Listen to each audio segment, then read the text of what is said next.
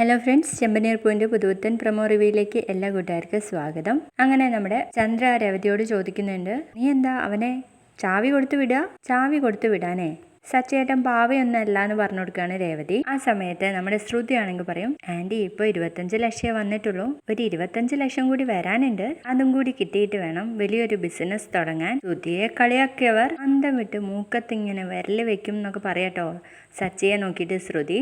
ആ സമയത്താണെങ്കിൽ സച്ചി പറയും, മൂക്കത്ത് വിരല് വെക്കും. അന്ന് ഭിക്ഷ എടുക്കുന്ന ബിസിനസ് തുടങ്ങിയപ്പോഴും എല്ലാരും മൂക്കത്ത് വിരല് വെച്ചിരുന്നു എന്നങ്ങ് പറയുന്ന നേരത്ത് നമ്മുടെ ശ്രുതിക്കാണെങ്കിൽ ആകെ അമ്മി നാണം കെടുകയാണ് കേട്ടോ. അതിനുശേഷമാണെങ്കിൽ സച്ചി പുറത്തേക്ക് പോകുന്നുണ്ട്. എന്നിട്ട് കാറിന്റെ അടുത്ത് പോയി നിന്നിട്ട് രേവതിയോട് പറയും, ഇത്രയും കാലം അവളെ കാണാൻ വരാത്ത ഒരച്ഛൻ ഇത്രയും ക്യാഷ് അയച്ചു എന്ന് പറയുമ്പോൾ അത് വിശ്വസിക്കാൻ ഇത്തിരി ബുദ്ധിമുട്ടുണ്ട് എന്ന് പറയുന്ന ഒരു പ്രൊമോ ആയിരുന്നു കാണിച്ചിരുന്നത്.